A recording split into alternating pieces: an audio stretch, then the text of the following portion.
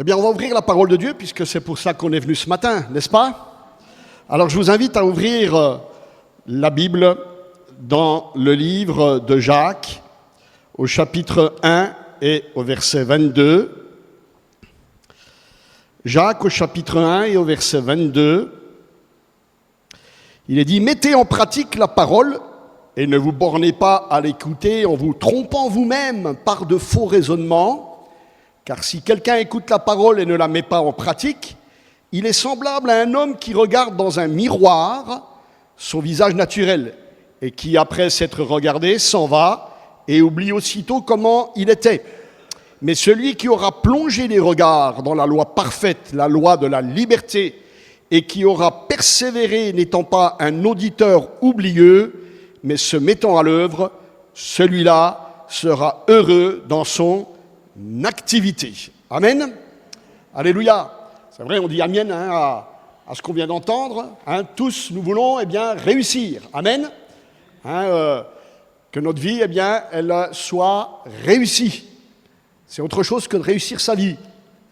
Il y en a beaucoup qui réussissent leur vie ici-bas, mais c'est important que notre vie, elle soit réussie dans le Seigneur.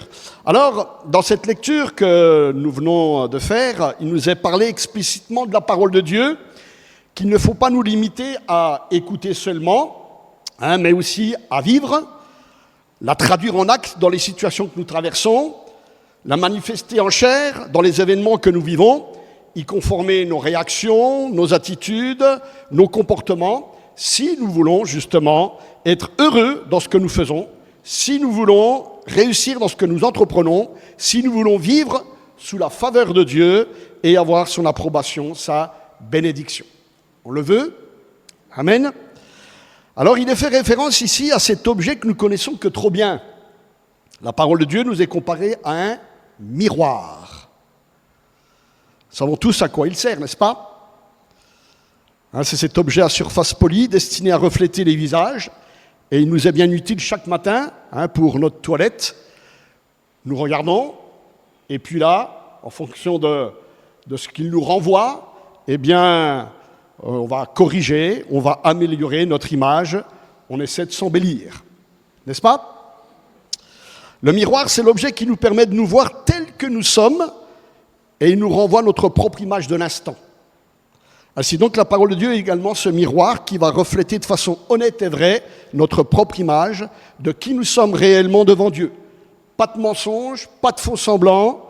Un miroir, c'est direct, il nous montre la réalité des choses. Et il est important de se voir tel que nous sommes aux yeux de Dieu si nous n'avons pas Jésus comme sauveur de notre âme. Se voir dans le miroir de la parole de Dieu dans un premier temps, justement pour voir et réaliser notre besoin criant d'un sauveur et pour venir à Jésus dans la repentance. Parce que qu'est-ce que nous renvoie le miroir de la parole de Dieu? Il nous dit, c'est pourquoi par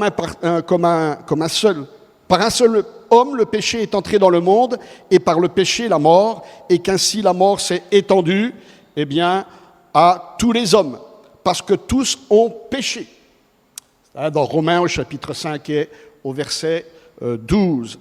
Voilà, tel est le reflet qui nous est renvoyé. Sans Jésus, nous sommes pécheurs parmi les pécheurs.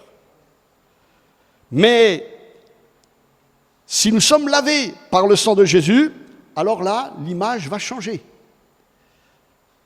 Et c'est vrai que dans un premier temps, il est important d'accepter ce que nous renvoie le miroir de la parole de Dieu. C'est le premier pas dans le chemin du salut de Dieu, la guérison de notre âme malade, comme pour un médecin. On doit accepter le diagnostic qu'il nous donne à un moment donné, si nous voulons que ça change, que le mal qui est présent puisse partir entre les mains du médecin. Le second pas, bien sûr, c'est après l'acceptation du diagnostic, que ce diagnostic nous conduise à la confession de nos péchés, puisque nous sommes pécheurs. Et le troisième pas, c'est l'acceptation par la foi de celui qui peut justement changer notre image. Parce que la Bible nous dit également, car le salaire du péché, c'est la mort, on l'a vu, mais le don gratuit de Dieu, c'est la vie éternelle en Jésus-Christ, notre Seigneur. Amen. À travers le sang de Jésus, alors là, mon image de pécheur va changer. Là, eh bien, la parole de Dieu, le miroir, va me renvoyer l'image d'un racheté par le sang de Jésus. Si je crois, eh bien, qu'il est le don gratuit de Dieu. Amen. Je reçois alors la vie éternelle en lui. Amen. Voilà, se voir comme pécheur parce que le péché nous a atteints, on l'a vu, et par la même occasion, la mort éternelle et le jugement éternel. Mais si je viens ensuite à Jésus dans la repentance de mes péchés, parce que je me vois tel que Dieu, lui, me voit, alors là, je reçois en Jésus le pardon et la vie éternelle en son nom, au travers de son sacrifice à la croix. Amen.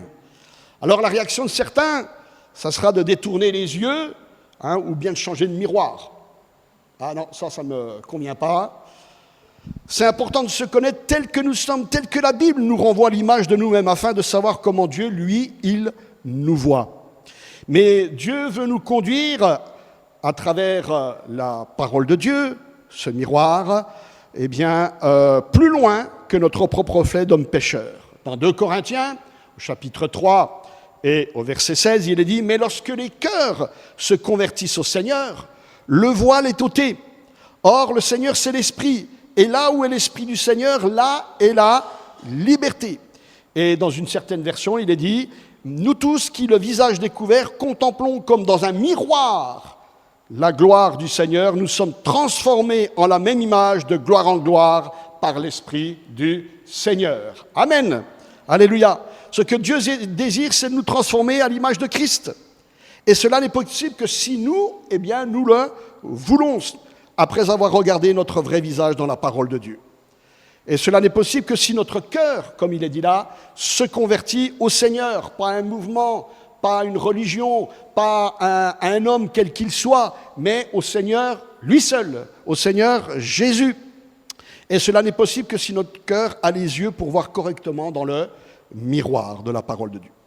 Et cette transformation désirée par Dieu, comme nous l'avons lu, c'est bien l'œuvre du Saint-Esprit, c'est-à-dire du Seigneur lui-même, parce que le Saint-Esprit, c'est le Seigneur.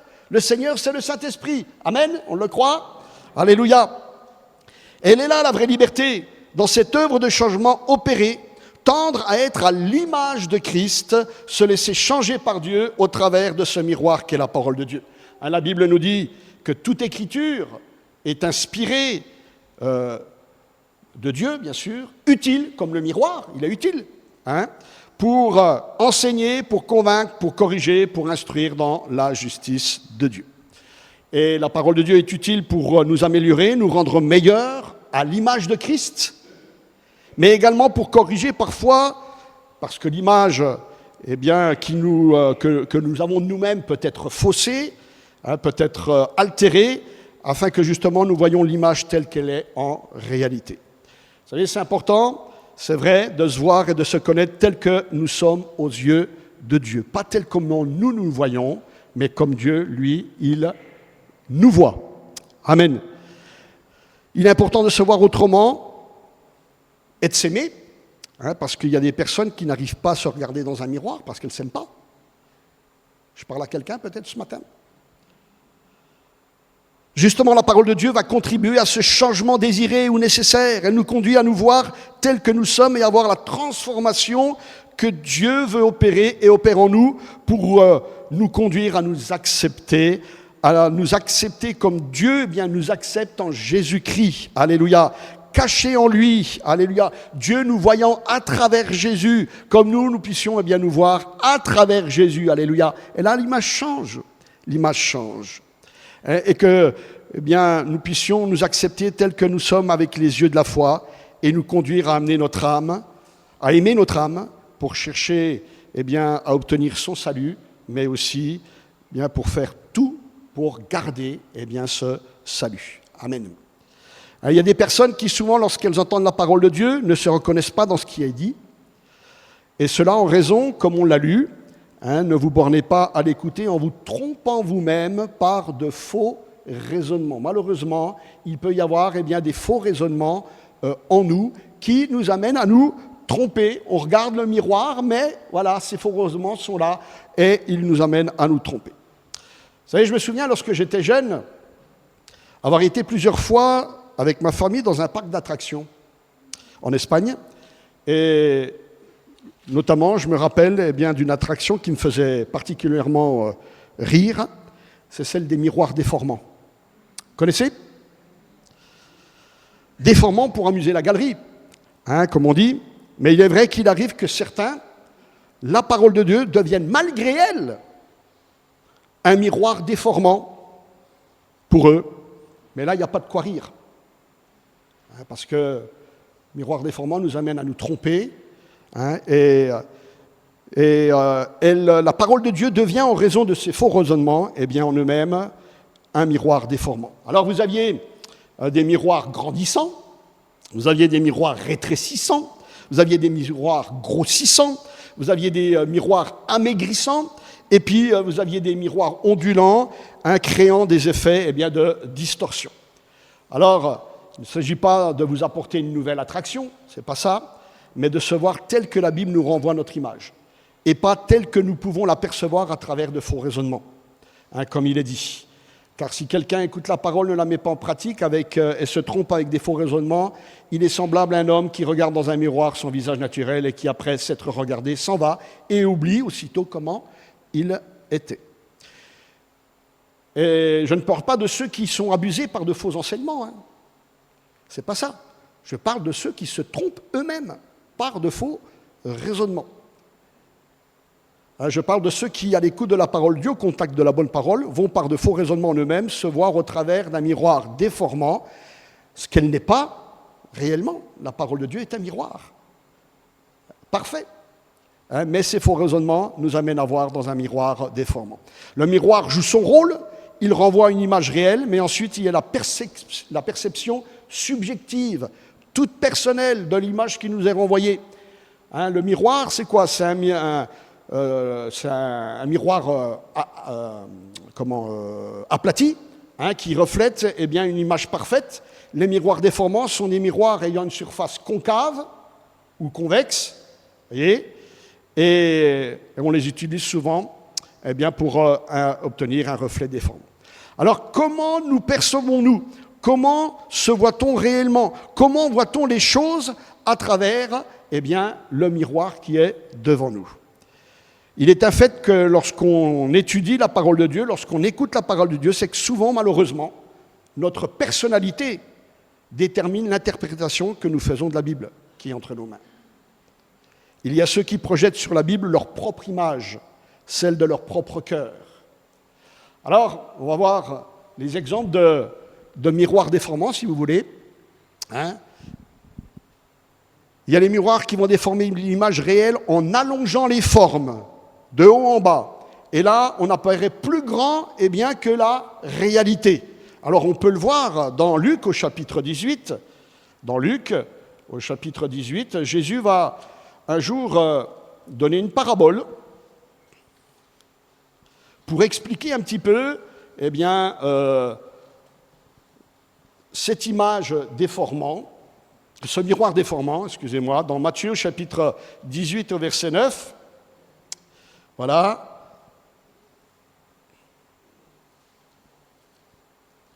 Non, pas Matthieu, c'est dans Luc, Luc, chapitre 18. On n'a pas le bon évangéliste. Voilà, et au verset... Il y a encore cette parole, au verset 9. En vue de certaines personnes se persuadant, voyez, qu'elles étaient justes et ne faisant aucun cas des autres.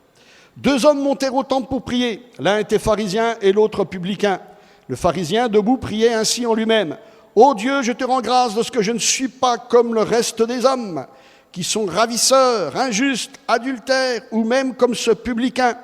Je jeûne 2 fois par semaine, je donne la dîme de tous mes revenus. » Le publicain, se tenant à distance, n'osait même pas lever les yeux au ciel, mais il se frappait la poitrine en disant « Ô Dieu, sois apaisé envers moi qui suis un pécheur. » Je vous le dis, celui-ci descendit dans sa maison justifié plutôt que l'autre, car quiconque s'élève sera abaissé, et celui qui s'abaisse sera élevé. Vous voyez, la parole de Dieu, ce n'est pas le miroir de l'histoire de Blanche-Neige. Miroir, miroir, dis-moi que je suis le plus beau, que je suis le meilleur. La parole de Dieu, elle est là pour refléter l'image tel que Dieu, comment Dieu nous voit. Comment se voyait-il à travers la parole de Dieu, ce pharisien? Comme juste à ses propres yeux.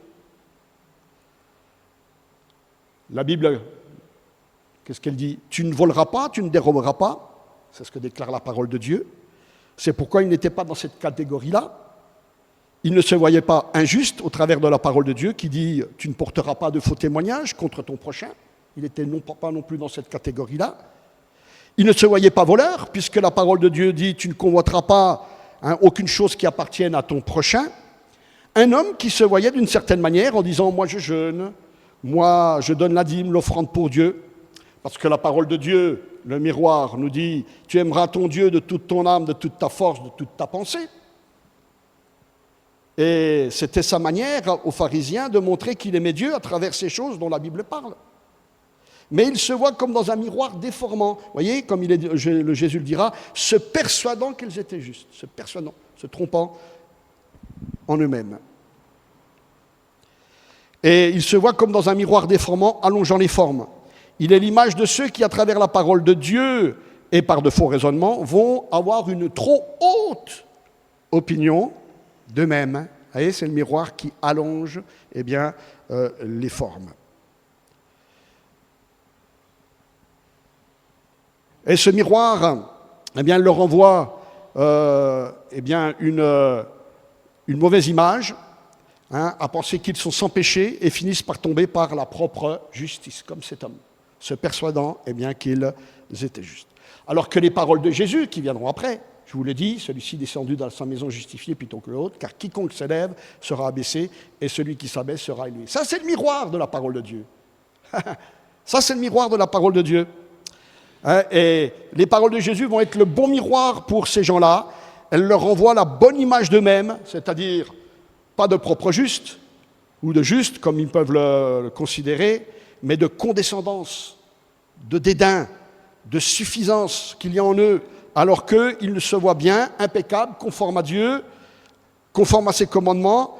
Ils finissent par se voir meilleurs que les autres et se croire supérieurs alors qu'ils ne le sont pas réellement, comme ce pharisien. Je ne suis pas comme ce publicain. Il ne voit qu'eux et plus les autres, comme il devrait réellement les voir. Puisque qu'est-ce que nous dit le premier commandement, c'est « Tu aimeras ton Dieu de toute ton âme, de toute ta force, de toute ta pensée ». Ça, c'est le Shema Israël. Mais le deuxième commandement qui résume la loi, c'est quoi? Tu aimeras ton prochain comme toi-même. Ne nous trompons pas, la Bible, quand elle nous montre que nous sommes grands aux yeux de Dieu, c'est lorsqu'on est petit, à nos propres yeux, humble, dans une attitude d'humilité. C'est ce qu'on appelle une inversion prophétique. Tu es petit devant Dieu, alors tu es grand. J'ai une autre inversion prophétique, car quiconque s'élève sera abaissé, et celui qui s'abaisse sera élevé. Jésus avait dit, c'est pourquoi quiconque se rendra humble comme ce petit enfant sera le plus grand dans le royaume des cieux. L'humilité, c'est ce qui fait notre grandeur. Alléluia. Ça, c'est les valeurs du royaume de Dieu. Vous savez, un jour, le prophète Samuel dira au roi Saül, « Lorsque tu étais petit à tes yeux, n'es-tu pas devenu le chef des tribus d'Israël ? Et l'Éternel ne t'a-t-il pas oint pour que tu sois roi sur Israël ?» Vous voyez, l'humilité précède la gloire. Mais le roi Saül, il va perdre l'humilité du début et qui le caractérisait. Vous savez, quand Dieu l'appelle, quand Dieu le cherche, il se cache derrière les bagages. Lui, le grand gaillard qui surpassait tout le monde, il est là, il se cache derrière les bagages, mais Dieu le voit. Alléluia, pourquoi? Parce qu'il est petit, aux yeux de Dieu, il est petit à ses yeux. Mais quand il va devenir roi, alors il va perdre les bonnes choses qui le caractérisaient. Vous savez, dans la vie, on peut perdre de bonnes choses et devenir pire, comme Saül. Il est devenu pire. Si on ne veille pas sur notre cœur et si notre cœur ne reste pas en contact avec la parole de Dieu et de son œuvre de sanctification. Si on se voit grand, meilleur que les autres, comme le pharisien, à travers la parole de Dieu, c'est qu'en fin de compte, on se voit à travers un miroir déformant. Et qu'en définitive, on n'est pas grand-chose. On est très petit aux yeux de Dieu. Hein, je peux être, c'est vrai, fidèle, consacré, je peux me donner entièrement à Dieu, me considérer et me montrer spirituel comme ce pharisien. Hein, il avait des qualités indéniables, il n'y a pas de souci, mais ne plus voir à travers le vrai miroir de la parole de Dieu. Qu'est-ce que le miroir de la parole de Dieu? Eh bien, me renvoie, Romains chapitre 12 et au verset 2, « Ne vous conformez pas au monde actuel, mais soyez transformés par le renouvellement de votre intelligence. » Vous voyez, il doit y avoir une œuvre de Dieu en nous, de transformation dans notre intelligence, afin de discerner quelle est la volonté de Dieu qui est bonne, agréable et parfaite. Par la grâce de Dieu qui m'est donnée, je dis à chacun de vous de ne pas avoir une trop haute opinion de lui-même, mais de garder des sentiments modestes, chacun selon la mesure de foi que Dieu lui a donnée. Voilà le vrai reflet de la parole de Dieu à l'image de Christ. Ne pas avoir une trop haute opinion de nous-mêmes. Chacun a sa propre mesure de foi, chacun vit selon ce que Dieu lui a donné ou pas. Paul dira, si quelqu'un pense être quelque chose alors qu'il n'est rien, dans Galates au chapitre 6 et au verset 3, il se trompe lui-même. Dans Galates au chapitre 6 au verset 3, si quelqu'un pense être quelque chose alors qu'il n'est rien, il se trompe lui-même, que chacun examine ses propres œuvres et alors il aura de quoi être fier par rapport à lui seul et non pas par comparaison avec un autre, car chacun portera sa propre responsabilité. Amen. Ne nous comparons pas aux autres, parce que nous nous trouverons toujours meilleurs que les autres. Avoir une trop haute opinion de nous-mêmes nous conduit à l'orgueil caché, subtil, comme ce pharisien, c'est-à-dire de ne plus voir que nous-mêmes, notre soi-disant spiritualité, et nous comparer aux autres, comme ce pharisien, et nous voir meilleurs, supérieurs. Moi, je suis. Mais je ne suis pas comme ce publicain. Alors que le publicain, eh bien, lui, il se voit à travers la parole de Dieu. Et il dira, « Ô Dieu, sois apaisé envers moi qui suis un pécheur. » Le pharisien, lui, il se voit au travers de ce miroir déformant, allongeant les formes, il se voit plus grand qu'il n'est. Moi, je fais ceci, moi, je fais cela pour Dieu. Dieu me bénit. Je ne me remets plus ou pas en question. Et il n'est plus amené à dire cette prière, « Seigneur, sonde-moi, ô Dieu, connais mon cœur, regarde si je suis sur une mauvaise voie et conduis-moi sur la voie de l'éternité. » Amen. C'est la prière que fera David. Alléluia. Le publicain, lui, il se voit tel qu'il est, il voit son vrai visage, sa vraie image, et c'est pourquoi Dieu dira, « je vous le dis, celui-ci descendra dans sa maison, justifié plutôt que l'autre. » Voilà, ce sont ceux qui se voient tels qu'ils sont à travers le miroir de la parole de Dieu et qui le reconnaissent, qui seront justifiés. Et qu'est-ce qu'il ne voyait plus, le pharisien, par le moyen du miroir de la parole de Dieu? Ses propres péchés, le manque de compassion, le manque d'humilité, la considération des autres. C'est cela que la parole de Dieu veut souligner afin que l'on sache rester ou revenir à notre place. Voilà, le miroir de la parole de Dieu est là pour nous montrer ce que nous sommes réellement et ce que nous devrions être devant Dieu, puis avoir les autres comme nous devrions vraiment les voir. Tu aimeras ton prochain comme toi-même. Voilà, l'homme, il a cette capacité malheureuse d'oublier. Si quelqu'un écoute la parole et ne la met pas en pratique, il est semblable à un homme qui regarde dans un miroir son visage naturel et qui, après s'être regardé, s'en va et oublie aussitôt qui il était. C'est pour ça que la parole de Dieu doit être prêchée, qu'elle doit être lue le plus souvent possible afin que le Saint-Esprit œuvre en nous. Amen. Et que le Saint-Esprit montre le changement dont nous avons besoin. Car Dieu veut nous changer pour que l'on soit à l'image de Christ. Nous tous, le visage découvert, contemplons comme dans un miroir la gloire du Seigneur. Et là, nous sommes transformés en la même image de gloire en gloire par l'Esprit du Seigneur. Amen. Dieu veut notre sanctification.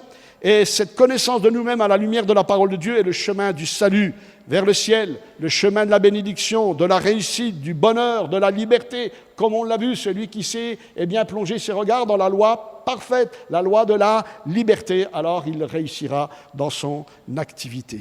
Amen. Alléluia. Deuxième miroir, c'est, là c'était le miroir allongeant, là le miroir grossissant. Alors on va voir dans 1 Jean, chapitre 3 et au verset 1, dans 1 Jean, chapitre 3,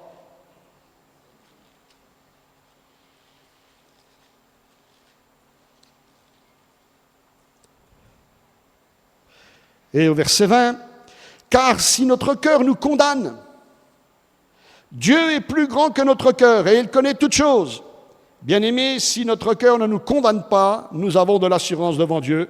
Quoi que ce soit que nous demandions, nous le recevons de lui, parce que nous gardons ses commandements et que nous faisons ce qui lui est agréable. » Ce miroir grossissant, il est l'objet de nos pensées. On a vu les raisonnements trompeurs qui peuvent nous accuser.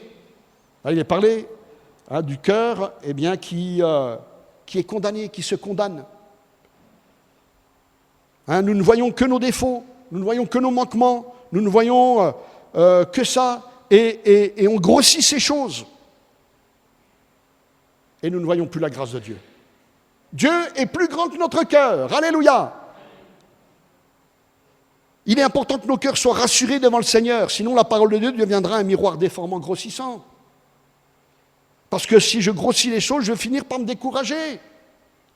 Les vérités divines ne sont pas là pour nous garder dans la condamnation, mais pour nous libérer. Qu'est-ce que nous dit le miroir de la parole de Dieu? Il n'y a donc maintenant aucune condamnation pour ceux qui sont en Jésus-Christ. Amen. En effet, la loi de l'esprit de vie en Jésus-Christ m'a affranchi de la loi du péché et de la mort. Voilà le miroir, le vrai, alléluia, ce qu'il doit nous renvoyer.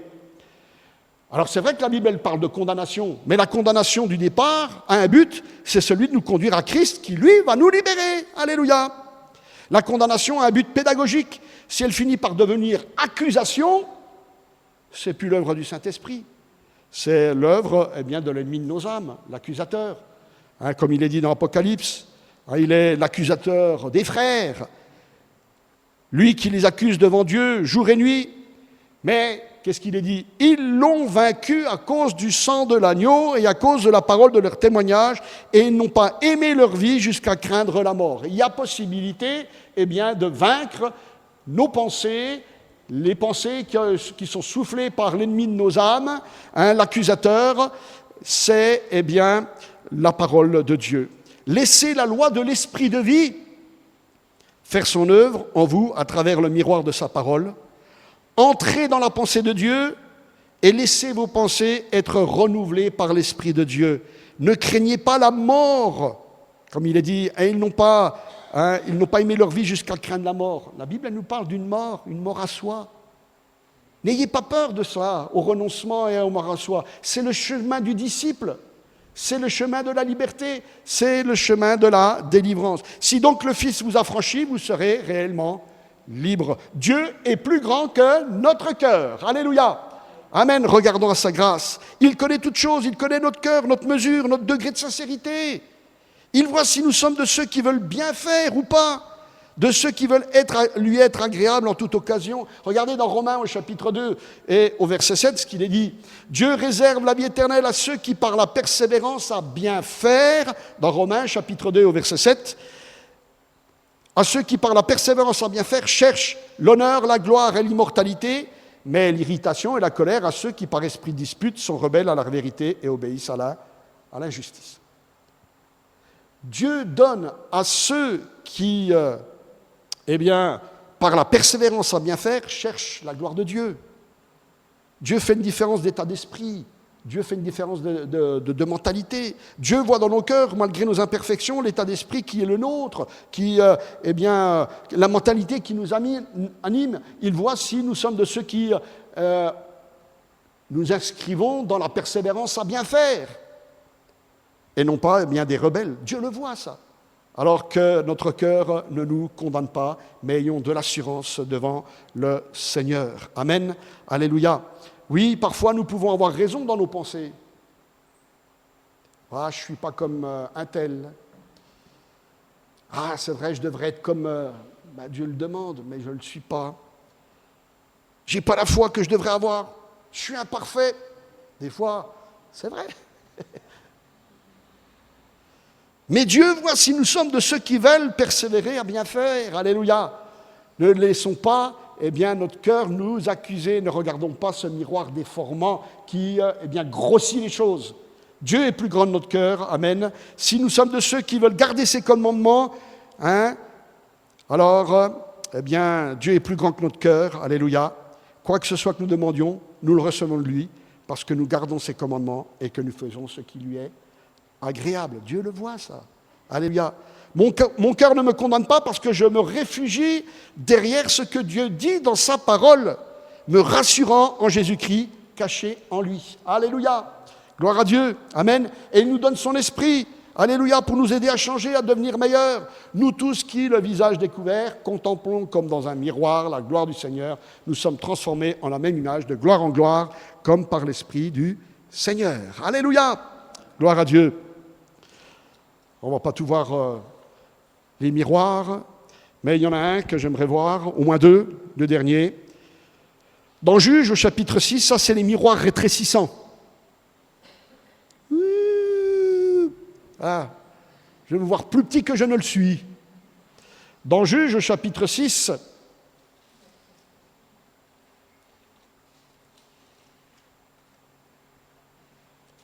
connaissez l'histoire de Gédéon? Oui. Un vaillant héros. C'est comme ça que Dieu le voyait. Mais lui, comment il va se voir? Oh Seigneur, je suis le plus petit. Ma famille est la plus petite des familles d'Israël. Non, je ne pourrais pas. On le voit dans Juge au chapitre 6, au verset 12. Il est dit...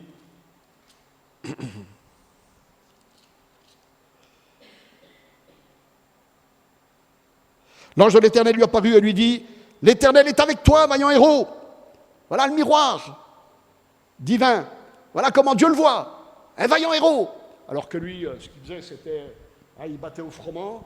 Voilà, parce qu'il avait peur des razzias des Madianites.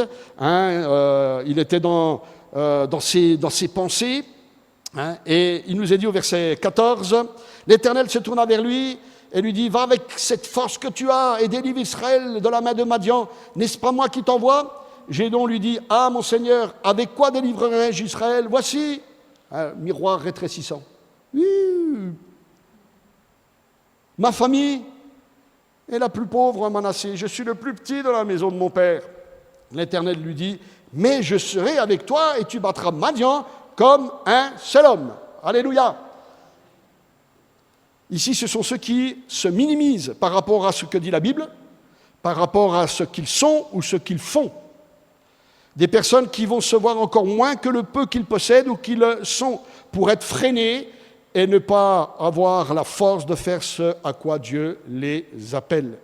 Comme Gédéon, c'est vrai, ce qu'il va dire et présenter à Dieu, c'était la vérité, mais il se rabaissait au point qu'il ne pouvait plus rien faire pour Dieu.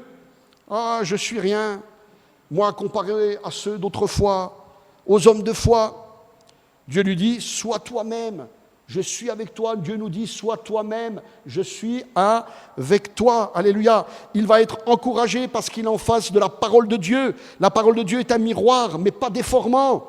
Elle nous montre ce que nous sommes. L'Éternel est avec toi, vaillant héros. Voilà comment Dieu nous voit. Alléluia. C'est comme ça que nous devons nous voir aussi. Non pas pour nous enorgueillir, mais pour compter sur le Seigneur. Oui, elle nous montre également ce que Dieu peut faire avec nous, ce que Dieu veut faire avec nous. Comme il est dit au verset 14, « Va avec cette force que tu as et délivre Israël. » Est-ce que ce n'est pas moi qui t'envoie? Je suis avec toi.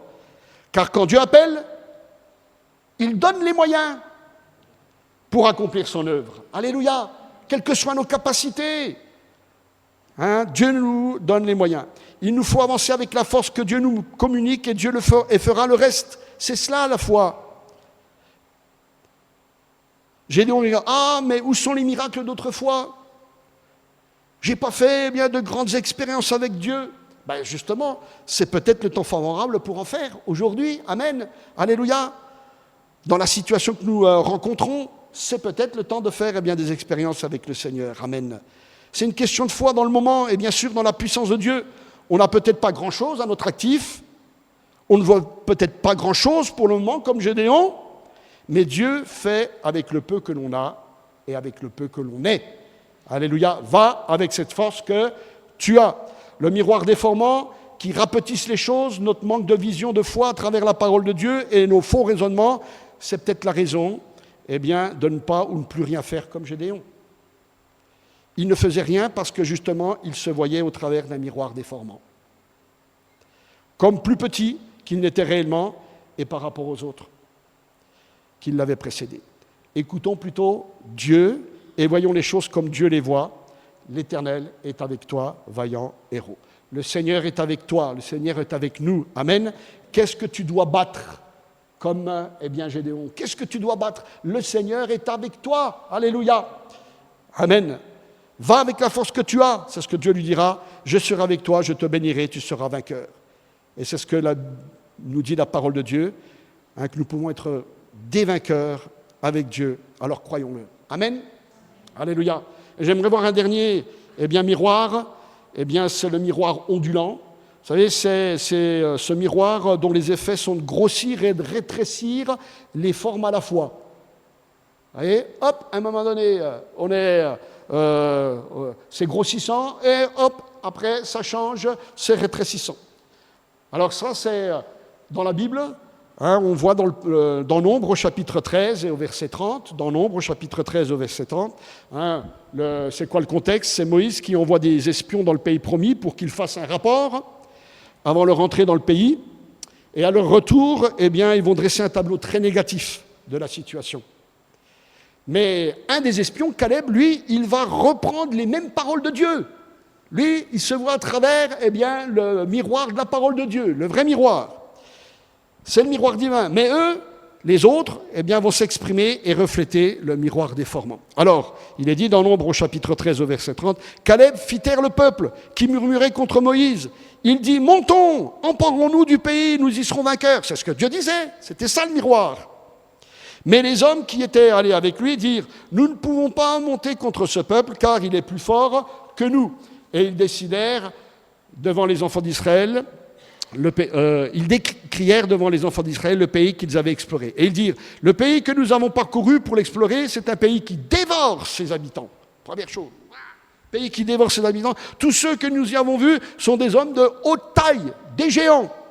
Et nous y avons vu des géants, enfants d'Anak, de la race des géants, et nous étions à nos yeux et aux leurs comme des sauterelles. Voilà le miroir ondulant. Vous voyez, des géants, nous des sauterelles. Voyez-vous, l'incrédulité nous fait voir les choses de manière surdimensionnée par rapport à la réalité de Dieu. Ou bien, il nous les fait voir de manière insignifiante, minuscule, sans importance, des sauterelles. Elle nous conduit à nous voir comme des miniatures face aux obstacles que l'on amplifie, à nous voir petits, limités, alors que Dieu promet de nous donner les moyens de vaincre. Dieu avait dit, allez, montez et vous serez vainqueurs. Je vous donne le pays. C'est la promesse que je vous donne. L'incrédulité nous freine dans ce que Dieu veut nous donner de bon, d'excellent pour nous. Le pays, qu'est-ce que Dieu, on le verra à travers Josué, hein, il va reprendre les paroles de Dieu, il se voit à travers le miroir divin. Hein, ce pays est un pays très bon, excellent. Alléluia, les promesses de Dieu sont excellentes, amen, elles sont vraies, alléluia. Hein. La foi vient de ce qu'on entend, et ce qu'on entend vient de la parole de Christ. La foi, c'est voir les choses comme Dieu les voit, lui, et c'est dire les choses comme Dieu les dit à l'image de Caleb et de Josué. Dans Nombre au chapitre 14 et au verset 6, et parmi ceux qui avaient exploré le pays, Josué, fils de Nun, et Caleb, fils de Jéphuné, déchirèrent leurs vêtements. Ils parlèrent ainsi à toute l'assemblée des enfants d'Israël. Le pays que nous avons parcouru pour l'explorer est un pays très bon, excellent. Voilà, il reprend les paroles de Dieu. Si l'Éternel nous est favorable, il nous mènera dans ce pays et nous le donnera, comme Dieu l'avait dit. C'est le miroir divin. C'est un pays où coule le lait et le miel, comme Dieu l'avait dit.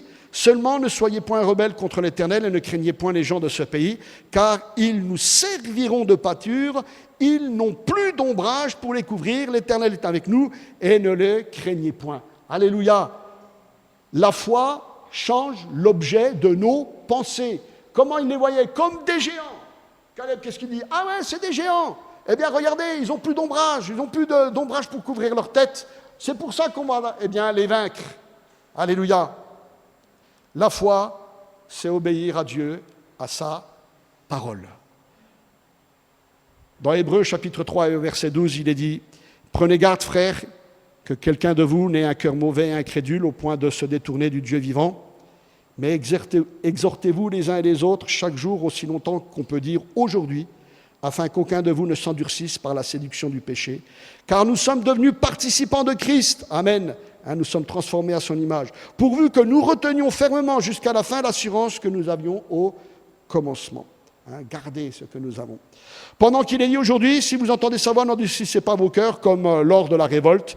Qui furent en effet ceux qui se révoltèrent après avoir entendu, sinon tous ceux qui avaient été sortis d'Égypte sous la conduite de Moïse, et contre qui Dieu fut-il irrité pendant 40 ans, sinon contre ceux qui péchèrent et dont les cadavres tombèrent dans le désert. Et à qui jura-t-il qu'il n'entrerait pas dans son repos, sinon à ceux qui avaient désobéi? Aussi, voyons-nous qu'ils ne purent y entrer à cause de leur incrédulité. Voyez, une incrédulité, ne pas croire les paroles de Dieu et nous regarder à travers un miroir déformant, se trompant nous-mêmes, au lieu de regarder le miroir divin de Dieu, ce qui nous renvoie comme image, eh bien, ça nous empêche de rentrer dans le repos de Dieu. Comme il est dit dans Hébreux chapitre 4, verset 2, « Car cette bonne nouvelle nous a été annoncée aussi bien qu'à eux. Mais la parole qui leur fut annoncée ne leur servit de rien, parce qu'elle ne trouva pas de la foi chez ceux qui l'entendirent. Pour nous qui avons cru, nous entrons dans le repos. » Amen. Si on croit dans les paroles du Seigneur, alors nous entrons dans son repos. Amen. Alléluia. C'est quoi le repos de Dieu? C'est la paix du cœur, c'est aussi le repos dans nos pensées, c'est trouver, mettre un frein, le frein qu'il y a dans les flots de nos pensées qui souvent sont là pour nous freiner ou nous emmener à l'incrédulité. Le repos, entrer dans le repos du Seigneur. Amen. Alléluia. Ils vont voir les choses à travers un miroir déformant, se trompant eux-mêmes, par de faux raisonnements. La parole de Dieu est le miroir utile qui sert à nourrir notre foi, à voir les choses comme Dieu le dit et comme Dieu les voit lui-même pour entrer dans le repos de la foi, entrer dans les promesses de Dieu. Amen. Mais celui qui aura plongé les regards dans la loi parfaite, la loi de la liberté, et qui aura persévéré, n'étant pas un auditeur oublieux, mais se mettant à l'œuvre, celui-là sera heureux dans son activité. Amen. Alors, comme le dit l'apôtre Paul, c'est vrai, on ne va pas le lire, mais dans 1 Corinthiens chapitre 13, il nous parle qu'aujourd'hui, nous regardons comme dans un miroir obscur, imparfait, c'est vrai, parce que, voilà, il y a notre propre cœur, parce qu'il y a nos raisonnements, mais ce qui est important, c'est que nous entrions dans les pensées de Dieu. Comme le dit Paul, ne vous conformez pas au siècle présent, mais soyez transformés par le renouvellement de l'intelligence, afin que vous discerniez quelle est la volonté de Dieu, ce qui est bon, agréable et parfait. Lorsque nous lisons la Bible, nous devons observer deux principes. Nos pensées doivent coïncider avec les pensées de Dieu, avec les pensées de la Bible, comme Josué, comme Caleb. Amen. Alléluia. Et notre esprit doit s'identifier avec l'esprit de la Bible. Nous devons penser comme les auteurs de la Bible l'ont fait. Alléluia. Et pour étudier la parole, il est important que nos pensées soient remplies des pensées de Dieu, les pensées du Saint-Esprit. Le Saint-Esprit de Dieu est libéré à travers sa parole. Et comme le dira l'apôtre Paul dans ce passage de 1 Corinthiens chapitre 13, aujourd'hui, 3 choses demeurent. La foi, l'espérance et l'amour. La foi parce que je plonge mes regards dans la parole de liberté que je reçois, que je crois. L'espérance parce que c'est la parole de la loi parfaite La foi, c'est la ferme assurance des choses que j'espère, la démonstration des choses que je ne vois pas encore. L'amour, regardez la parole de Dieu comme le véritable miroir normal qu'elle est. Dieu veut notre bien, le meilleur pour nous. Elle vous donnera votre vraie image, mais pour vous enseigner, pour vous instruire, pour vous corriger dans la vérité de Dieu, afin que celui qui accepte son œuvre puisse grandir, connaître une croissance, alléluia, une croissance spirituelle et servir à la gloire de Dieu en étant transformé à l'image de Christ par le Saint-Esprit. Que la parole de Dieu soit pour nous, frères et sœurs, un véritable miroir pour grandir, qu'elle soit toujours le moyen pour nous de continuer à être transformés à l'image de Christ et non un miroir déformant par nos faux raisonnements. Amen. Alléluia.